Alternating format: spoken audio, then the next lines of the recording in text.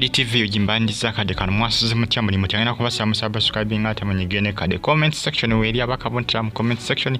atosikalinga hoje komideko Pastor Bugingo avuddeyo n'obusungu nga bungi obusungu nga bungi nga buvira ddala kugumba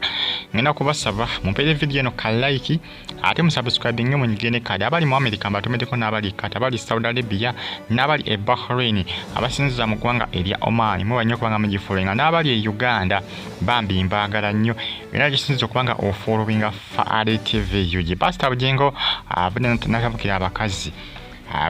bonna abakola ki abalikawo abasajja abapikipiki ne bazunga n'abasajja ab'emmotoka ne batuukeeyo ennaku nebayonka lwaki temusooka noono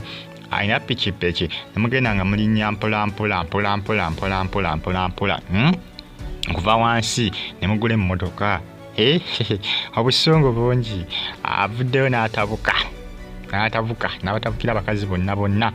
abaagala okutandikira waggulu sooka otandikire wansi ebiseera ebisinga bw'otandikira waggulu munnange oba tojja kumalako oba tojja kusobola kukikwasaganya wabula bwayogedde bino abasinga bagambye sebolekerawo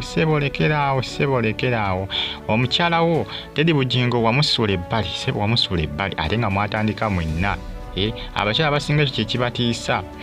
abasinga answer ze bamuzeemu wali ku social media abasinga bibatiisa otandika n'omuntu nembeera successful okukakana ng'akoze eki nga gwakusudde muguluka abaana ku social media kibamukoze bamugambye ssebo lekeraawo sirika n'okusirika lekeraawo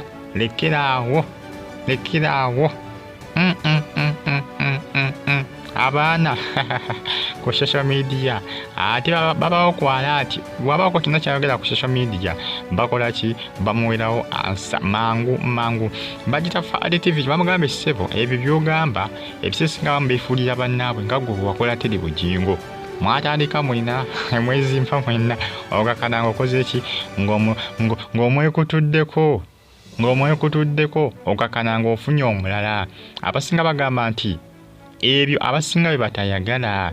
mukazi watu wamukola ki wamusukuma eri ebbali n'omukasuka eri n'omugazi kugamba n'omuteekawo omulala mu kifo kye ate nga mwatandika mwena nembeera successful kakati awo oba otegeeza biki kubanga n'ekyaki yennyini yakkananira ndi mwagitandika mwena naye wakkaka n'omukozi ki omwesampye gwe n'oteekawo gwe wali owulira nga okola ki oyagala n'oyingizaawo eryana eriwala eggwala etto li Suzan Makuula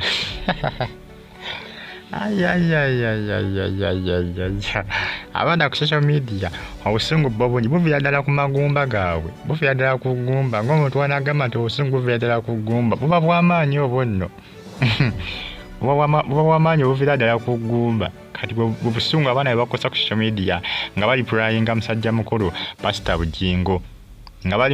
bamuli pulayinga nga bamuddamu bwe busungu bwe bakozesa ku social media simanyi naye nga bamugambye ssebo lekeraawo kikomye ensobi gy'ogamba gwe wagikolera ddala ku mukazi wo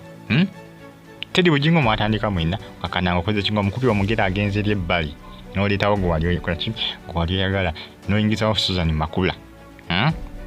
kati saawa zino ogamba nti abakazi batandikenga n'abo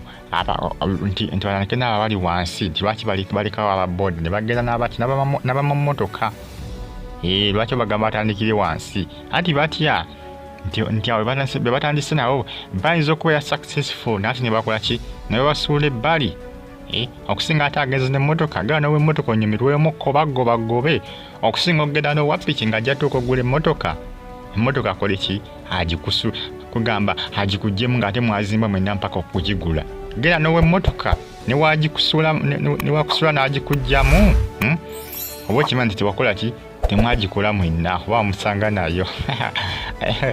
ansa gye bamuzeemu bagita Faade TV gye kugamba social media Pastor Bugingo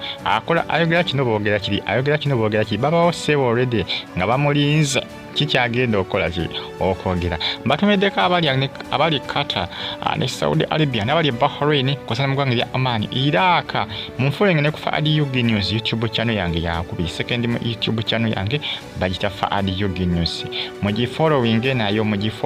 updates mbaayo nazo buli lunaku olukyaku nsi kuno. Bamuyita Pastor Aloysius Bugingo. Mbagala nnyo mwena era mbagamba nti mwebali nnyo mwebalire ddala. Musubscribing ate munyigende kale mumpere ne video eno ka like yongera kubanga etambula bujimpera ka like kajambako kubanga boostinga n'okubanga trendinga buli wamu. Mweraba.